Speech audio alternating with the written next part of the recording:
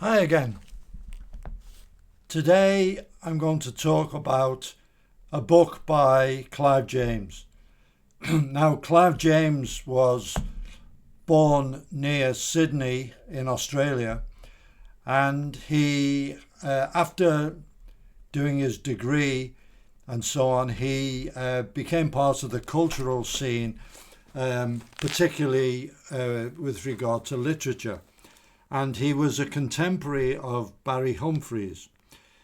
And in the end, both of them came over to the UK and ended up in London. And Barry Humphries started doing a strip cartoon for Private Eye magazine, the satirical magazine, called Barry Mackenzie, about this Australian bloke who comes over and he has various adventures and misadventures, mainly involving alcohol. And it was very, very funny, very, very popular, and introduced us to a lot of Australian slang, which came in handy a couple of years later when Gary arrived. It acted almost like a phrase book for Gary. Excuse me. So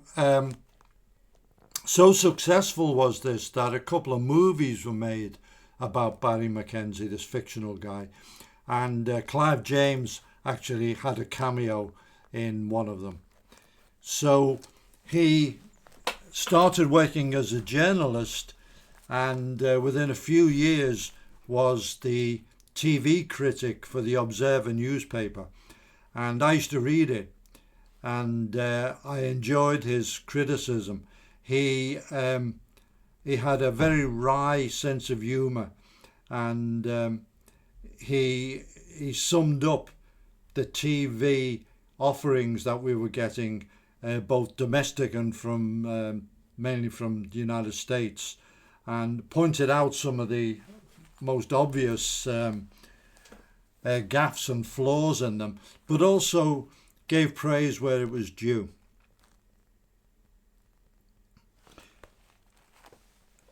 Eventually, he published several books of his TV criticism columns, which were very enjoyable, and many other books, including books on poetry, for example. And then he got into presenting television in a big way, and that's probably where most people know him from. He did a lot of programs about world television, particularly about the Japanese TV scene, which was very, very strange.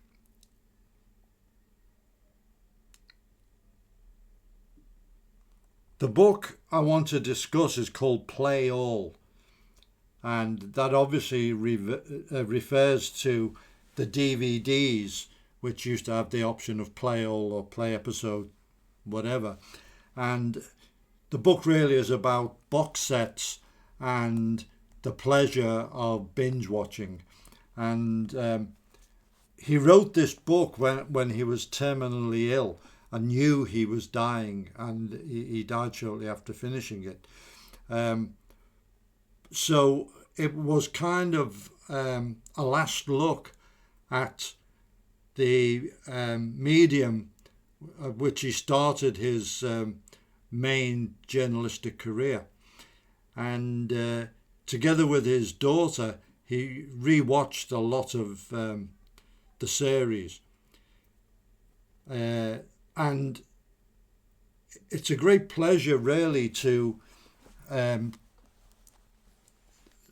not educate, but to enlighten friends and colleagues as to a TV drama that you find particularly interesting, or if they've seen it as well, talking about what was good about it, what you liked about it, what didn't work, and so on. It can be quite an interesting discussion, and this book really is like that. It's like a friend telling you about some TV series, and a lot of the series discussed in Play All are some of my favourites, so I was very, very pleased at that. And also in one or two cases he actually brought up things that I had myself noticed and smiled about. So that's always a added pleasure.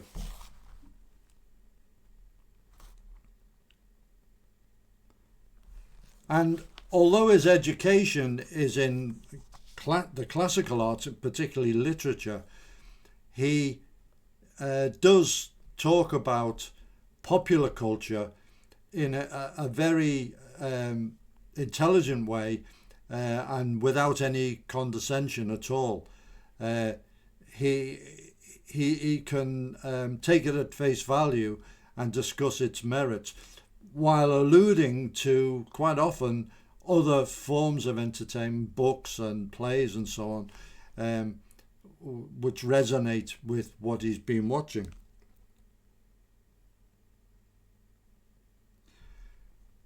The first series he discusses is The Wire, which arguably changed the way TV drama was made.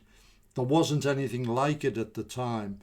It was TV done in the form of a novel, and it wasn't. The first series was by no means a success, but as a whole, the all the series together have gained great acclaim, both for the story, for the acting, and also for the treatment of crime and race in a way nobody else had done before, in a very frank way, but also a very fair way.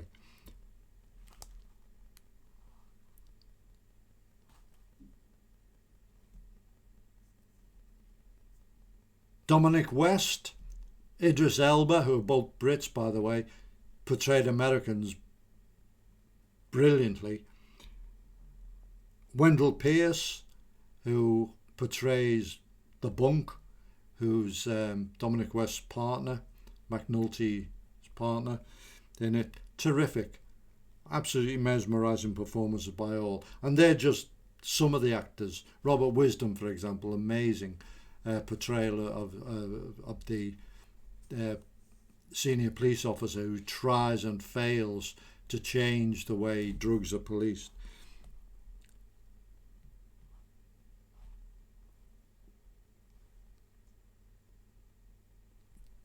All in all, the bleak cityscape of Baltimore,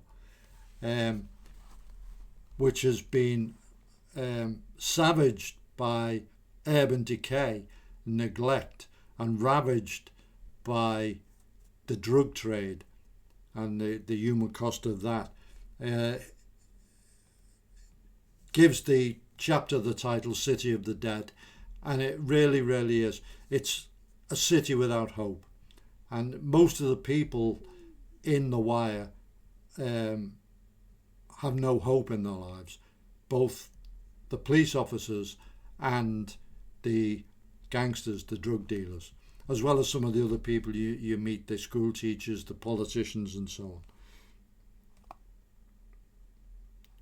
Another blockbuster in a similar vein is Breaking Bad.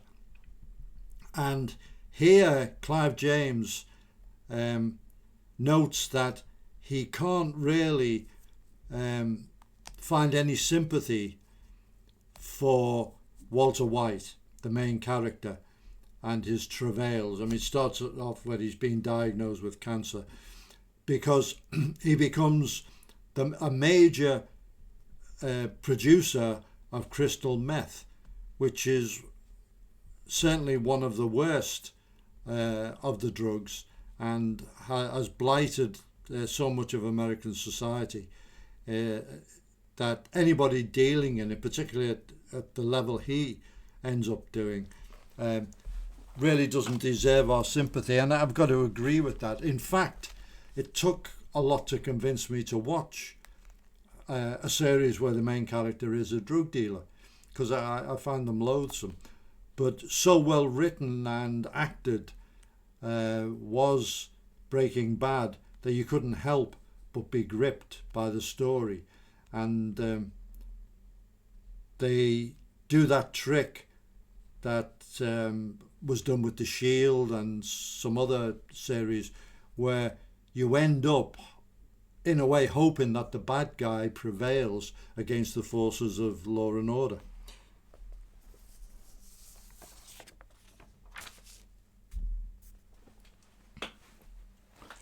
Many other great series are discussed, including The Killing, which introduced us to Scandi noir. He also, as an aside, when talking about The Killing, which he enjoys and praises, he discusses Wallander, a series that originally a book series, which has been brought to TV and been played by 3 different actors, including Kenneth Branagh. And the interesting thing is, it's set in a very small coastal town in Sweden, where really, in reality, not much happens at all. But they've got a murder rate like Joburg, and that always makes me smile, as does similarly Midsummer Murders over here.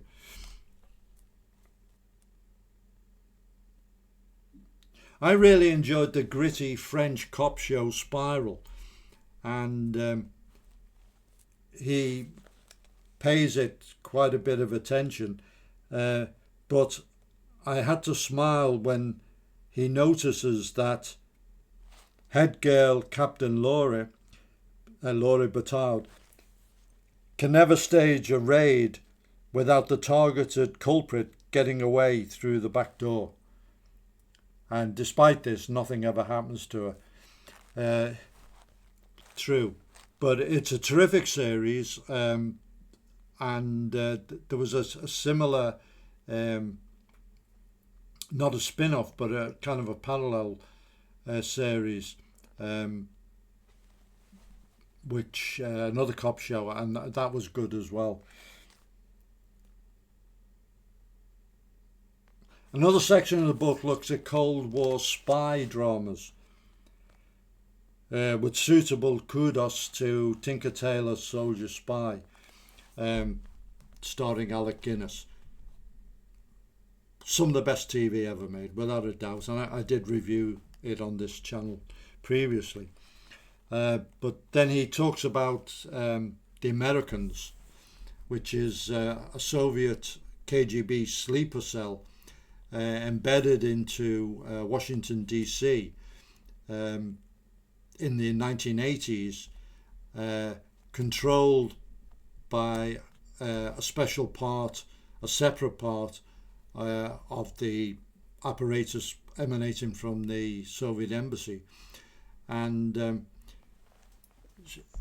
it very cleverly interweaves real life dramas such as the attempted assassination of President Reagan, and also the massive Able Archer NATO exercise, which put the Soviets on alert because they thought it was an actual build-up to an attack.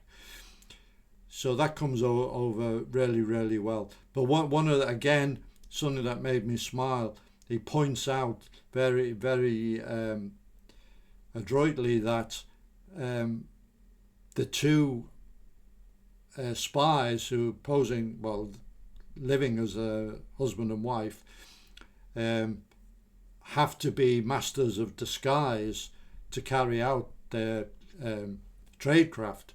And he said, there's anyone who's ever had anything to do with plays and show business that knows that wigs are so easily detectable, and would be the shortcoming in it all.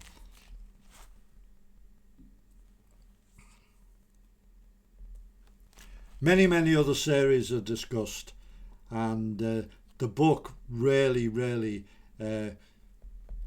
does keep you reading happily right to the end. Sadly, Clive James passed away in 2019, and if you haven't sampled his wit and intellect, I really do recommend that you start reading his books, and no better one to start with than this book, Play All. Clive James will be sadly missed.